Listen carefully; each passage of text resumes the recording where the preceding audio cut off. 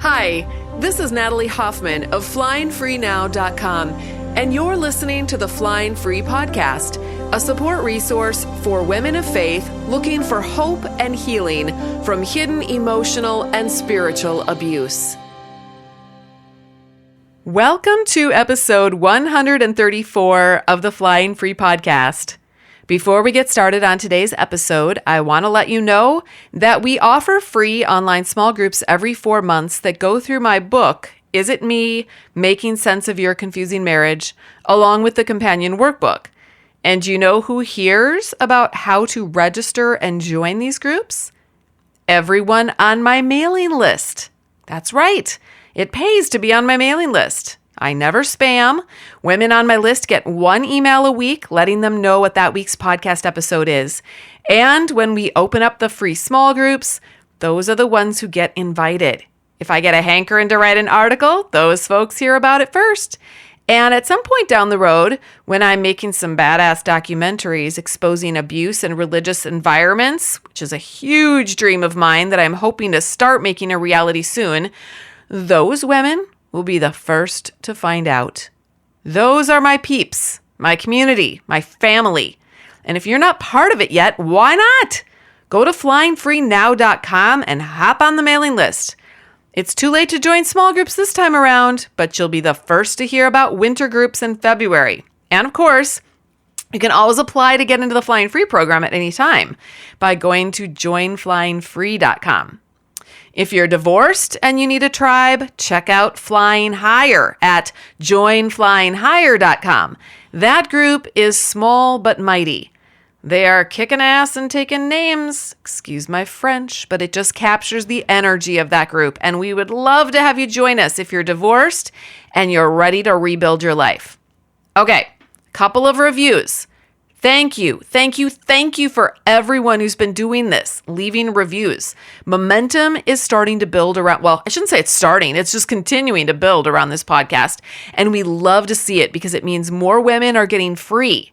If we can train and free women, we can train and free the next generation. So I think this work is pretty critical. One woman wrote in, fantastic support for emotional and spiritual abuse survivors. I love that. Another woman writes, it's a lifeline in confusing and painful times. I can't remember who recommended Natalie to me, but I remember sitting in the bathtub the first time I took in an episode. You never know where you might be. I hadn't filed for divorce yet, but was living in this horrific limbo between recognizing and leaving abuse with all of the physical, emotional, and spiritual repercussions for my kids and I, and experiencing Christian leaders perpetuate and condone abuse in my home for the sake of an image of an intact marriage. I couldn't find anyone in our Christian leadership circles to prioritize our safety over the marriage, and it was terrifying. Then came Natalie, and she helped me make sense of the devastating experience I was living. She shed so much biblical light and truth on my situation. She literally laid out my story without ever speaking with me about my situation. She provides a community of women to work toward health and healing together. It's been a lifeline. It's been a safe place. It's been an anchor in the stormiest sea I've ever been in. I love that God's word is the center of helping women understand confusing marriages and experience permission to get safe. No matter what she does, it's impactful. I started here, joined her community, and am now working through her book in a book club. She's a source of light and hope for everyone in my situation. So thank you so much for leaving that. So encouraging. I remember, I think I've said this even here on the podcast. I remember several years ago with a church elder looked at me across a circular table and leaned in towards me and said, "You don't know God." So when I read reviews like this, it's just really encouraging because in that moment, it was very traumatizing for me. But it's encouraging to know that God is using this work in the lives of so many people. So if you like this podcast, subscribe, leave a rating and review, and thank you so much for helping us out. Okay, last week in part 1 of what you can do when your Christian husband bullies you, And I use the word Christian, of course, loosely here. We talked about how there is sometimes confusion over what is abusive behavior and what isn't. Abuse targets will often react to the abuse in ways that may look similar to the abuser on the outside, but that's because she's trying to take back some personal control and autonomy, and she thinks she can't. She typically feels triggered and panicked because she's been programmed to buy into her husband's universe, his movie of how life is supposed to be, how she is supposed to be. And she has her own movie of how he is supposed to be as well. And she keeps hoping beyond hope that if she just plays her cards right, he will be the man she thought she married. It never works that way, though. Whoever you married is showing up exactly as he is. He's been trying to show you who he is for years, maybe. For some of you, it's been decades. But our brains are amazing, and they just don't let go of their programming without some focused effort. This is what I train the women in my programs to do so they can eventually get free in their brain's programming, and then their lives will follow. Anyway, last week I gave the first 5 ways that Christian bullies show up in their relationships with their wives, and some new ways that those wives can respond from a place of personal power and autonomy. And this week I'm going to finish by giving you 5 more. So we did 1, 2, 3, 4, 5 last week, and this week we're going to start with number 6. Abusers hate the truth. The truth sets people free, and an abuser is himself trapped in a cage of his own making. His goal is to keep his targets and everyone around him in the dark, so they'll be trapped along with him. Abusers lie. A lot. They lie to cover up their bad behavior. They omit information so their target can't make good decisions because she doesn't have all the pieces she needs to do so. They lie about money, time, who they are, where they are, what they do, how they got there. They lie about you, who you are, what you're thinking, what you're like, and so forth. They are big pretenders, and they suck their target into their pretend world where the target gets to be a Lego character. Woohoo! So what can the abuse target do? Well, she can be a truth teller. If she's surrounded by liars in her family of origin or her church, then she's going to have to stand alone. She'll have to break out of the bubble of lies and learn how to be like Jesus, who told the truth, even if it caused a lot of folks to gnash their teeth at him. Jesus said he was God. Remember that? And then the people wanted to throw him off a cliff because they were filled with so much rage. Truth tellers have to be strong and brave and do hard things, even while their legs are shaking. And when you tell the truth, it shatters cages and sets people free, starting with yourself. But yes, it also puts you at odds with liars. The Bible talks a lot about how the enemy poses as an angel of light. So when you try to expose that fake light, you're going to get burned by others who have been, already been pulled in by that fake light. Do you know how to tell the difference between real light and fake light? Real light from Jesus always loves, never judges or condemns or hates or kicks out or vilifies. Real light offers freedom and hope. It allows everyone to make their own choices and take their own personal responsibility. It lets people be on their own journey and build their own emotional and spiritual muscles in their own time. If, when you tell the truth, people get angry and say, "I'm not going to be your friend anymore," you know that they're not representing Jesus. You can accept their decision. You can even grieve your loss of that friendship. But just understand that that kind of pain is actually clean pain, and you will survive it. Now, demanding that they understand you or believe you or defend you or love you, that's only going to cause you dirty pain. And it's hard to get rid of dirty pain. Helping women clean up their dirty pain and allow the clean pain is one of the important things we do in Flying Free. Now, I can hear what some of you are thinking. You're thinking, well, if real light loves, then aren't I part of the problem when I take a stand and say no to my husband? He's devastated when I threaten to leave him. I want to love him and be a good Christian woman. Aren't I being just as judgmental when I make a boundary for myself? Well, I think that depends on the energy that you're creating that boundary from. If your boundary is more like manipulation, it might sound like this. You better change and be the amazing husband I need, or else I'm going to leave you. Well, then that's just power and control of a different kind. Because guess what? Your husband gets to be whoever he wants to be. He's an adult. If he wants to be a bully, he can. It's his choice. Love actually lets him have his choice. And guess what? Love also lets you have yours. Do you love yourself? Do you have your own back? When you set a boundary from a place of love and freedom, that might sound more like, husband, I accept you just the way you are. You've shown me time and again that you lie. That's what you do.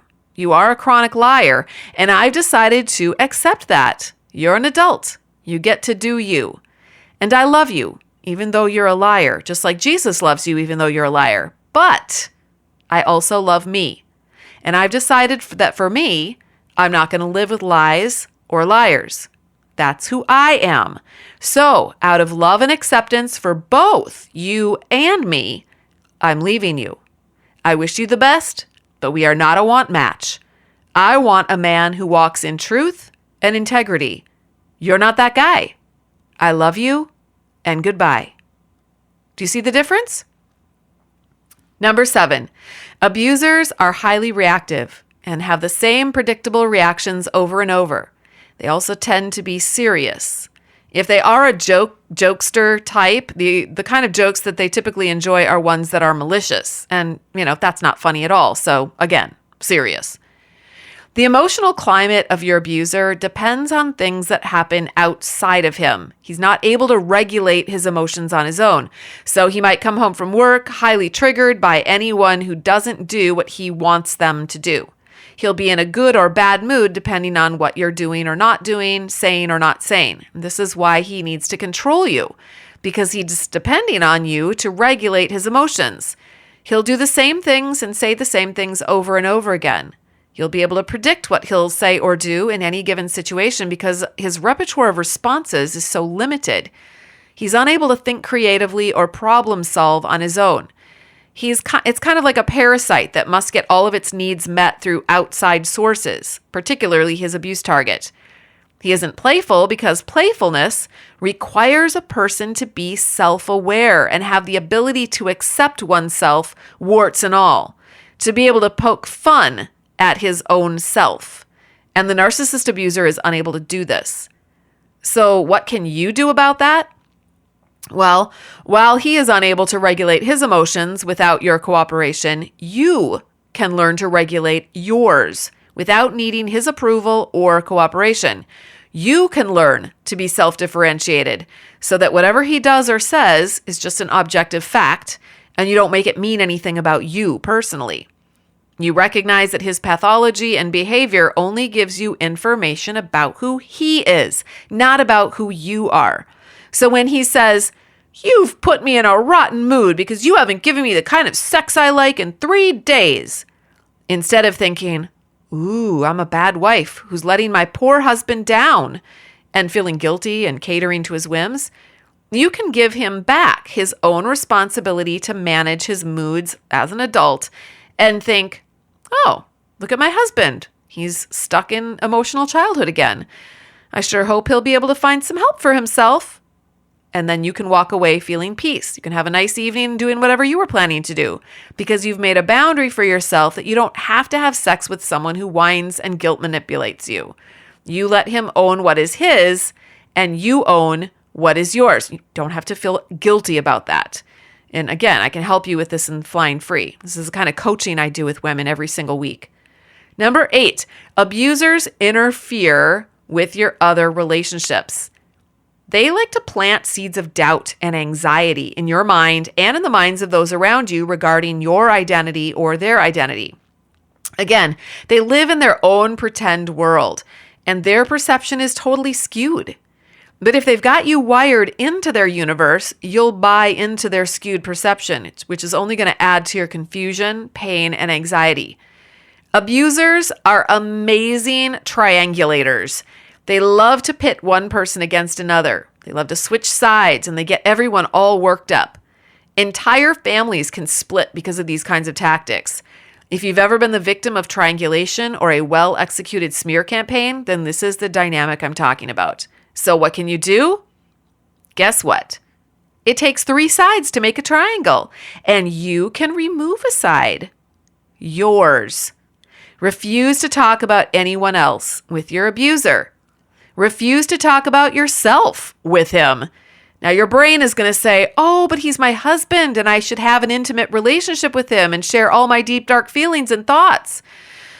Well, been there, done that, and have the certificate on my wall. I can tell you right now that's going to come back to bite you in the butt 1,000,000 times over. And I'm guessing you already know what I'm talking about. So you're going to have to do some serious rewiring of your brain if you want to get out of that triangle. Once you're out, then your abuser is still going to be able to campaign against you with others who might either be jealous of you or mad at you, or they don't like it that you're becoming an adult and controlling your own life now. But that's okay. That's okay. Let them. I'm telling you, when you take your side of the triangle out, you're going to leave all the drama behind you. It feels so good. Now you've got energy to rebuild your amazing adult life. Number 9, abusers align themselves with others who think and believe as they do. They have one-track brains, and they're not usually open to learning anything new. So they must only be with those who agree with them. They have very limited and narrow relationships with just a few others, and those relationships aren't very deep. They're only able to revolve around a few selected subjects.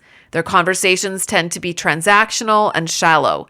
When they do express an opinion, they assume that everyone will agree with them. They expect everyone to agree with them. And if other people don't agree with them, then they'll go into attack mode. We see this on Facebook all the time. This is why you're going to find a lot of abusers in religious environments, which also tend to be rigid, black and white, in and out, legalistic, and narrow in their focus and perspective. Environments like that are going to attract people like that. And here's why. I just saw this commercial on Hulu for a Christian dating app, and this pretty young, clean-looking Christian girl was talking about what she was looking for in a nice Christian guy. And my immediate reaction was, you know what? If I was a narcissistic abuser and I saw this commercial, I'd be like totally downloading that app, knowing that all I had to do was get on there and act like a really nice Christian boy, and I'd have my pick of ripe, easily manipulatable young women who are already primed to meet my needs, cater to my emotional whims, and even believe it's their Christian duty to do so. I'd hardly have to do any grooming at all. Gross. So what can a woman who's married to someone like this do? Well, she can't make him learn anything new or talk to others and get new perspectives. But guess what? She can do that. She can develop her own relationships outside of her marriage and religious environment and learn how to relate to others who are not like her. She can read books written by authors from all over the world to understand other cultures and the experiences of other people. There's a big wide world out there, brought to our very own living rooms via computers and TV and smartphones. She can dive in and explore that world and gain a larger perspective of life in general. This will introduce her brain to new ideas and new ways of thinking and feeling that will eventually transform her life. She needs to know that just because her husband is stuck in ruts of his own making, she is free to create movement in her brain and in her life. Number 10, you know how when you get a bacterial infection and you take an antibiotic and the doctor says to take the whole prescribed dose until it's gone? And then he or she will warn you that if you don't do that, the bacterial infection might not be totally killed off. And what happens if that bacterial infection is not destroyed completely? Well, it comes back worse than ever. Same with an abuser. If you set well-defined boundaries of protection around yourself and then you don't stick to them, your abuser is going to come back stronger than ever to suck you in and continue to abuse you. because now he knows that you've tried to arm yourself once, so he's going to be more alert to anything you do that might be similar to an immune response in your body. He's going to make sure that he keeps you sick so that you're not strong enough to reestablish your boundaries. This is just like, malignant cancer cells that will band together to form a tumor if the body's immune system is compromised. So will his power over you increase as you lower your own immune response or boundaries to his pathology. So, what can the abuse target do? Well, she needs to turn her focus from him to herself, to her own growth. She needs to begin to practice honing her own skills and taking personal responsibility for herself rather than for him, and practice regulating her own emotions in the face of his emotional dysregulation. The only way she can do that is by letting go of what is not hers to control, namely his life and emotions and viewpoint, and take back what is hers to control, which is her life and emotions and viewpoint. Now, to sum all of this up, both of these podcasts, the last one, which was 133, and then this one, 134, I want you to understand that abusive people have no true sense of self. And because of this, you're going to see an abusive person do a couple of things. They're going to violate the boundaries of others, expecting others to take responsibility for what is theirs, and also taking what belongs to others to satisfy themselves. In other words, they will borrow the selves of others to gain their own sense of self. But it never is their true self because it's the self of someone else, right? And then 2, because they have no sense of self, in other words, they are literally blind to their own self, they will never be able to see the truth about who they are or what they're doing. They have no self-awareness. And if they have no self-awareness, they cannot be taught anything or learn anything about who they are or what they're doing that is creating so much destruction to those around them. This is why, if you've ever thought, why is nothing changing? Why can't I get through to him? This is why. Your saving grace is to become what God intended for you to become from the day he created you, and that is yourself. This is the work we do in Flying Free, which is a support and training program for Christian women in emotionally and spiritually abusive relationships and/or environments. We do this through weekly coaching, courses, expert workshops, live gatherings, and a private forum. I am confident that this is the most comprehensive and transformative, intentional program out there for survivors.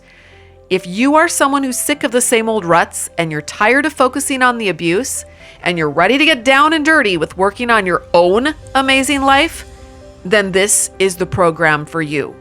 Tuition for an entire year of strategic, intentional retraining of your brain's programming is only $290.